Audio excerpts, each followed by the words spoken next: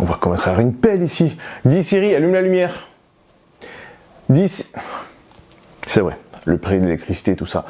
Où est-ce que j'ai rangé ma lampe torche de secours, moi? Ah oui, voilà.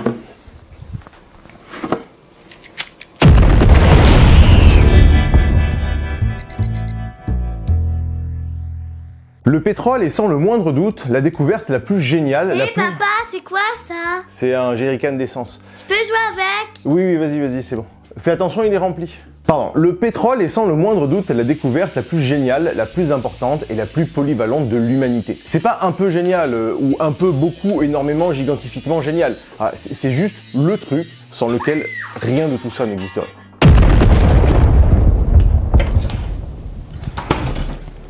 Le pétrole est au cœur de notre civilisation. C'est l'essence même de notre mode de vie, du confort moderne, la base de tous nos produits, du bien de consommation le plus inutile aux médicaments indispensables à la survie de beaucoup d'entre nous. C'est notre... moteur, ouais, on va faire tous les jeux de mots. On déclenche des guerres pour un peu de ce jus miraculeux et on peut la perdre si on en manque. Mais son utilisation et les conflits qui en découlent ne datent pas d'un siècle, ni même de deux, hein, mais de plusieurs milliers d'années. Tout commence dans un pays de désert infini où les caravanes rêvent et flânent, où pendant ton sommeil, les serpents t'ensorcellent, où quand le vent vient de l'est, le soleil est à l'ouest et s'endort dans les sables d'or. C'est chaud de le dire sans avoir la musique en tête, hein. Bref, tout commence donc en Mésopotamie, il y a 3000 ans. Le pétrole remonte par endroits naturellement à la surface, et là les gars, pas fous, hein, quand ils voient un truc noir qui pue et qui colle suinté de la caillasse, ils se disent « Tiens, allons foutre les doigts dedans pour voir à quoi ça peut bien servir ». D'ailleurs, le mot pétrole vient de là, pétra, les cailloux, et oléum, l'huile. Voilà, littéralement de l'huile de roche. Et là, c'est la fiesta. Hein. Ils commencent déjà à s'en servir pour bitumer les routes, d'enduit pour étanchéfier les coques des bateaux, et bien entendu pour brûler, hein, pour s'éclairer la nuit, ou pour créer des alternatives à la cire de bougie qui était quand même plutôt chère. Et puis ils se disent que si ça brûle dans une lampe, ça peut tout aussi bien brûler le cul des mecs venus t'envahir. Ou celui, à l'inverse, hein, des insolents qui occupent de manière totalement illégitime un terrain que tu convoites pour ses autres richesses. Les Byzantins se sont fait leur petite spécialité locale avec le fameux feu grégeois. Et ça, mélangé à du salpêtre, bah, ça fait des armes quand même bien pratiques pour faire fermer sa gueule à l'impie. C'est vrai que ça sent l'ingrédient quand même. De là, l'info de ce produit miracle se propage et les utilisations se multiplient encore. Les Égyptiens s'en servaient pour la momification, on en fait des cosmétiques, on s'en sert de médicaments, et même Panoramix en a besoin pour sa fameuse potion magique. Non, je parle du vrai Panoramix cette fois. Ouais, non, désolé, c'est vrai que j'aurais dû préciser, désolé pour la confusion. Et d'un livre historique à l'autre, il n'y a qu'un pas, la Bible mentionne également son utilisation par Noé dans la construction de son arche. Au XIIIe siècle, en Azerbaïdjan, Marco Polo décrivait déjà l'exploitation à grande échelle de cet or noir, et en 1594, on en puisait déjà plusieurs centaines de barils par jour dans cette région. D'ailleurs, tiens, pourquoi on compte en barils? C'est quoi cette unité chelou là?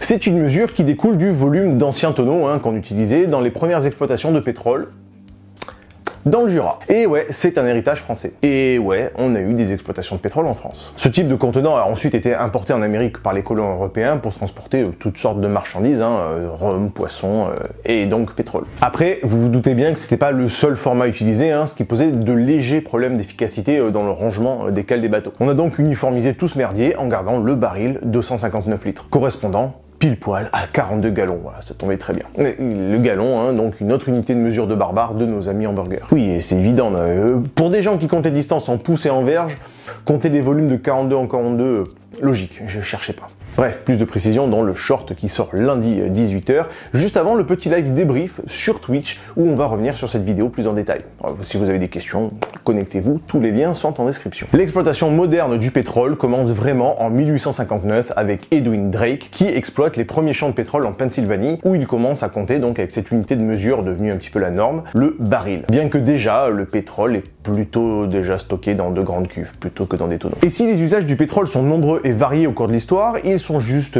omniprésents aujourd'hui. Bien entendu, le pétrole sert de carburant pour faire tourner les moteurs à explosion hein, ou pour le chauffage. Essence, gasoil, kérosène, fuel, on prend, on brûle pour produire de la chaleur ou une explosion et donc faire avancer les engins. Pour le transport, hein, mais aussi bien entendu pour l'industrie. Il suffit pour ça d'approcher une flamme en présence d'oxygène, les molécules se recombinent, occupent plus de volume, hein, donc créent une explosion, et de la chaleur. Et recrache du CO2 hein, et de l'eau donc. Et tout un tas de merde présente dans le jus qui brûle au passage. Le pétrole est également transformé en tout un tas d'autres matières. En plastique, bien entendu, hein, tout un tas de plastiques différents, du polystyrène, au Lego, des bouteilles de flotte au PVC, bref, tout ce qui contient du plastique chez vous, quasi exclusivement vient du pétrole. On en a déjà parlé en détail dans un épisode précédent, hein, je vous laisse aller le regarder, c'est vraiment un de mes épisodes préférés de la chaîne, vraiment, je l'aime beaucoup, donc allez-y. Mais on utilise aussi le pétrole pour fabriquer des fringues synthétiques, hein, vous pouvez d'ailleurs acheter tous mes t-shirts sur la boutique en ligne, des accessoires pour les bagnoles, les vélos, les motos, etc. La matière toute douce des peluches ou des plaids, ça sert également à fabriquer des médicaments, des prothèses dentaires, des lentilles de contact, des cosmétiques ou même des composants d'éoliennes, des solvants, des liants, des pigments de couleur pour la peinture, des produits d'entretien de toutes sortes et bien entendu pour bitumer les routes. Pour un même produit final, on aura donc une utilisation de pétrole de bout en bout de la chaîne pour le transport, faire fonctionner les usines, en matières premières à transformer et également en produits intermédiaires pour que tout ça fonctionne comme des lubrifiants ou autres additifs. Rien que pour ta canette de Red Bull, il a fallu du pétrole à peu près à toutes les étapes. La récolte ou ne serait-ce que l'extraction de l'eau, le transport, la recette, la fabrication de la canette ou l'extraction de l'aluminium, le conditionnement, l'emballage ou sur une bouteille de bière, juste le joint de la capsule. Voilà, supprime le pétrole, il te reste ça. Bref, ce putain de produit est totalement, absolument génial. Mais pourquoi ? Mais diable oui, diantre, morte couille, que nenni de bordel de merde, pourquoi c'est si génial ce truc ?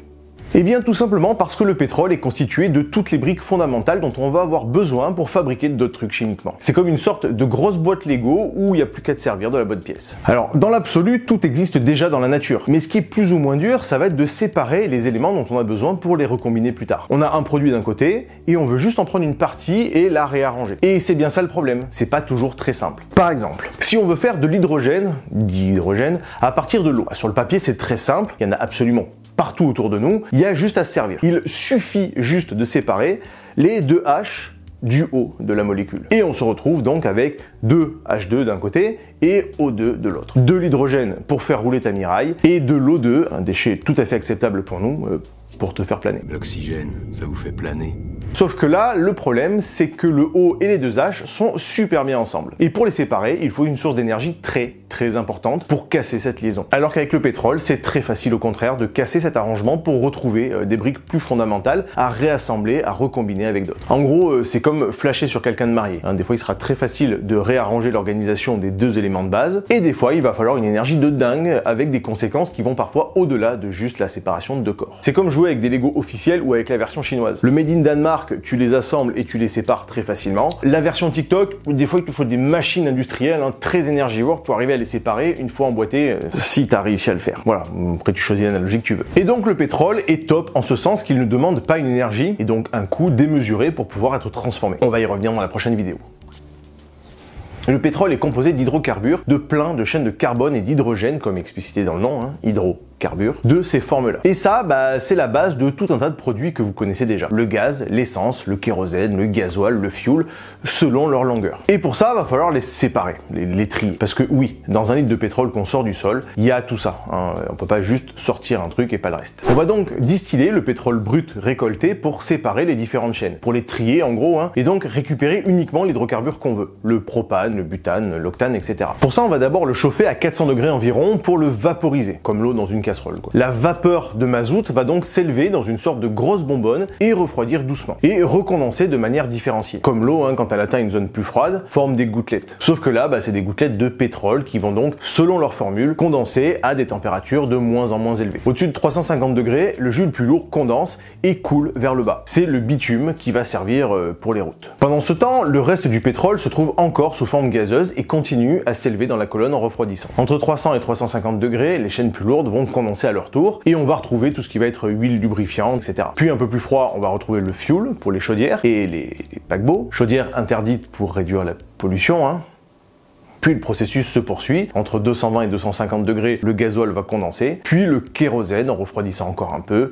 puis l'essence, et enfin, tout en haut, on va récupérer le gaz, propane, butane, aux alentours de 20 degrés. Une fois séparés, distillés, bien entendu, on va stocker tout ça dans des cuves bien distinctes, et ensuite leur infliger tout un tas d'autres tortures pour en faire d'autres choses, les transformer ou les brûler. Et donc tout ce qui nous entoure, d'une manière ou d'une autre, plus ou moins grande échelle, à un moment donné, est passé par ces cuves. D'ailleurs, petit fun fact, si jamais notre civilisation s'effondre demain et qu'on en revient au niveau du 18e siècle avec notre technologie de l'époque, on n'aura pas assez de pétrole pour réamorcer une nouvelle révolution technologique plus tard. Et donc, on va rester là où on en est, pour les millions d'années à venir. Et certains avancent même qu'on ne pourra juste pas trouver de substitut à ce produit miracle et que notre déclin est inévitable. Je vous souhaite une bonne soirée et une excellente nuit.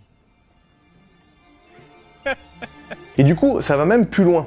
Vraiment beaucoup plus loin pour le coup. Parce que bon, on recherche des civilisations extraterrestres intelligentes et technologiques. Mais il se peut tout simplement qu'ils existent en nombre et qu'ils aient tous exactement comme nous le même niveau de développement qu'on a atteint avec les pyramides, le même niveau de culture, etc. qu'on a eu jusqu'au XVIIIe siècle. Mais qu'il n'ait pas eu de pétrole ou équivalent qui se soit formé avant pour leur permettre d'amorcer leur révolution technologique. Pas suffisamment de cette énergie stockée de manière chimique et donc qu'ils soient incapables de démarrer leur révolution industrielle et technologique. Parmi tous les cailloux qui gravitent autour d'autres boules de gaz, on est peut-être les seuls ou quasiment à être aussi chanceux d'être arrivés à ce stade géologique et pas par exemple 250 millions d'années plus tôt. Ce qui fait finalement que 5% plus tôt dans l'histoire de la Terre, c'est pas énorme, au moment où le pétrole c'était pas encore formé. Parce que ouais, contrairement à ce que pensent certains, le jus là, il n'est pas apparu par miracle, il a bien fallu qu'il se forme. Et ça a pris un tout petit peu de temps. Un chouïa. Bah ouais, c'est vrai, ça c'est quoi ce truc à la base? Le pétrole, c'est un résidu de jus de trucs morts. Des végétaux et du plancton qui se sont accumulés au fond des océans notamment pendant des centaines de millions d'années et qu'on a cramé en 150 piges. Des microalgues, du plancton, de la poiscaille, ça décède et naturellement ça finit par couler. Et une fois au fond, ça se mélange à la roche du fond des océans, couche par couche, très lentement. Et avec la pression et la température, toutes ces molécules vont se réarranger, se réorganiser en de vastes réservoirs de ces longues chaînes carbonées tant convoitées. Et du coup, PH, qu'est-ce qui nous empêche de reproduire ce processus en l'accélérant un petit peu pour pouvoir reproduire du pétrole? On a bien des centrales nucléaires où on maîtrise l'atome, alors pourquoi pas ça? Eh bien ça, on y revient dans la prochaine vidéo. Voilà. N'hésitez pas à me poser d'ailleurs vos questions en commentaire. On fera peut-être un troisième épisode même entièrement dédié à ça. Mais en attendant, avant de terminer cette vidéo, vous avez été très nombreux sur Instagram à me poser une question. La question totalement primordiale. Quel goût ça a? Bon, je suppose qu'on a le public qu'on mérite. Mais là, bon, je capitule. Mais allez-y, goûtez. Je vous regarde. C'est pour la science.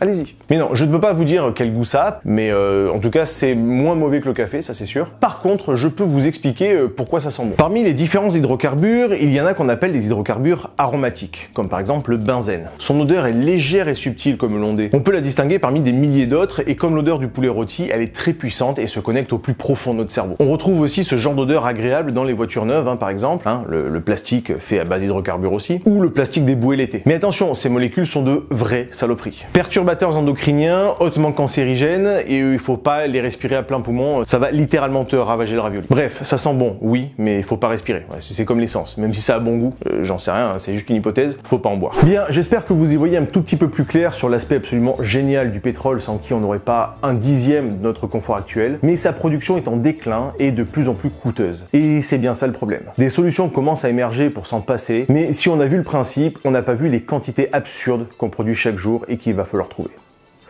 Le génie est partout.